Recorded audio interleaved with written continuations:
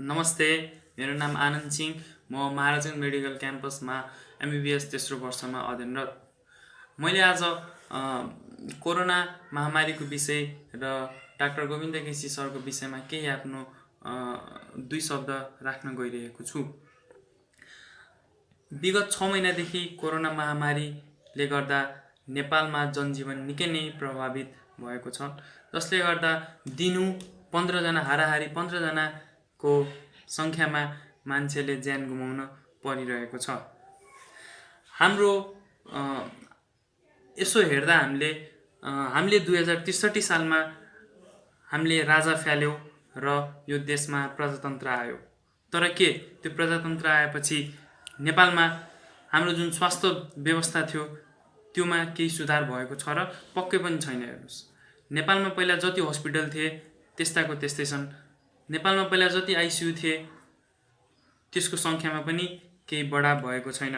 नेपालमा जति भेन्टिलेटर थिए, बेडहरू थिए, त्यो जस्ताको त्यस्तै छन्। जसले गर्दा आज हामीले जुन अपेक्षा गरेका थियौँ कि नेपालमा डेमोक्रेसी स्वतन्त्रता आएपछि मान्छेले राम्रो व्यवस्था पाउँछन्, राम्रो लाउन पाउँछन्, राम्रो खाना पाउँछन्, शिक्षा राम्रो हुन्छन्, स्वास्थ्य राम्रो हुन्छन्, तर त्यो सब विपरीत दिशामा गएको छ। केही पनि सुधार भएका छैनन्। मान्छेले आज किन ज्यान गुमाउनु परिरहेछन्? कोरोना महामारी आफैमा कुनै ठुलो रोग होइन, यो सामान्य रुगाखोकी जस्तै हो। तर यसो हेर्दा यो सामान्य रुगाखोकीले किन मान्छेको ज्यान लिइरहेछन् त? किनभने हाम्रोमा सङ्क्रमितको दर जति बढ्दै गए पनि हाम्रो हस्पिटल्सहरूमा भएको भेन्टिलेटर र आइसियु एकदम निकै कम छन्। जसले गर्दा नेपालका सामान्य गरिब मान्छेहरूदेखि लिएर सामान्य वर्गका मान्छेहरूले पनि आइसियु र भेन्टिलेटर पाएका छैनन्। जति आइसियु र भेन्टिलेटर छन् नेपालमा, त्यो सबै काठमाडौँमा केन्द्रित भएर बसेका छन्। काठमाडौँ बाहिर एकदम कम सङ्ख्यामा भेन्टिलेटर र आइसियु छन्, जसले गर्दा मृत्युदर काठमाडौँ बाहिर धेरै देखिएको छ। यही र यस्ता विषयहरूलाई नै हाम्रो प्रोफेसर डाक्टर गोविन्द केसी सरले विगत केही वर्षदेखि उठाउनु भएको थियो।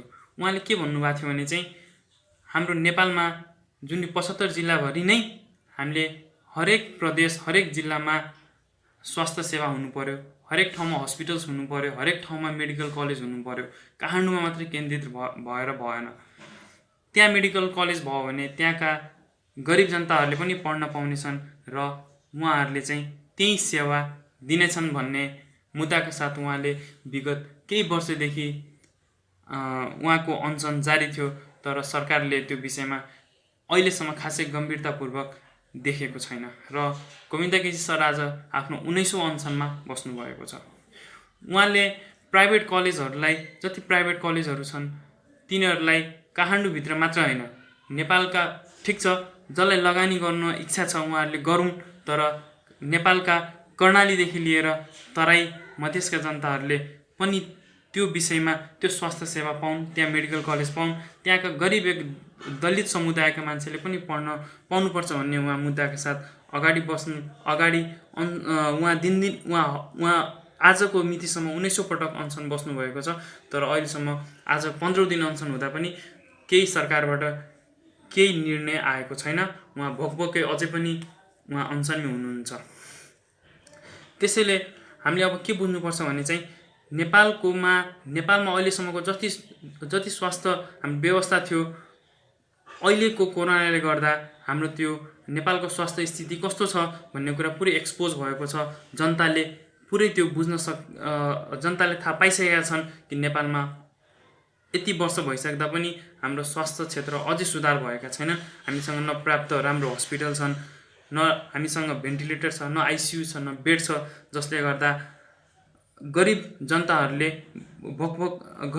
जनताहरूले स्वास्थ्य उपचार नपाएर सामान्य कोरोना जस्ता बिरामीले गर्दा पनि एउटा आइसियु नपाएर मर्नु परिरहेका छन्।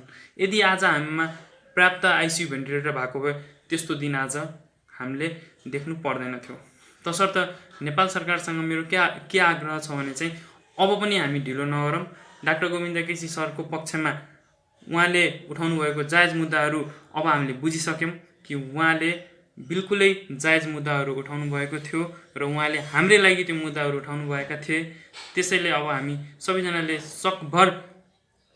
चाँडोभन्दा चाँडो उहाँको मुद्दाहरूलाई कार्यान्वयन गरेर अगाडि बढ्नुपर्छ। यही भन्दै म आफ्नो 2 शब्द यहीँ टुङ्ग्याउँदैछु। धन्यवाद।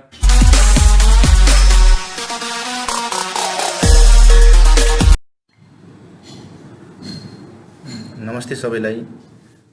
म कमलराज शाह, चितवन स्थित college of medical science and teaching हस्पिटलमा MBBS अध्ययन गर्दै आएको विद्यार्थी हुँ। म प्रोफेसर डाक्टर गोविन्द केसीको 19औं आमरण अनसनलाई समर्थन जनाउँदै सम्पूर्ण नेपाली जनता, विद्यार्थी, चिकित्सकहरूलाई सपोर्ट गर्न र उहाँको जायज मुद्दालाई अगाडि बढाउन आह्वान गर्दछु।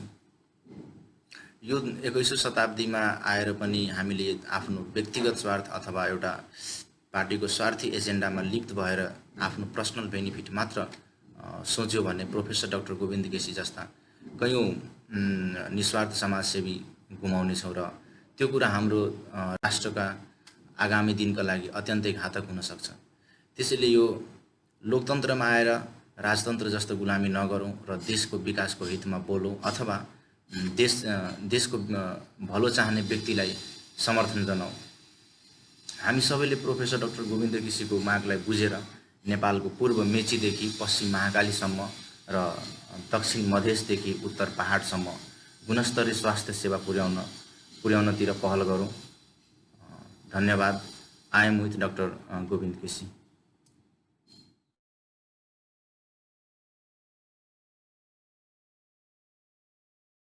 If you like our videos, then subscribe our channel and also share this video. Thank you.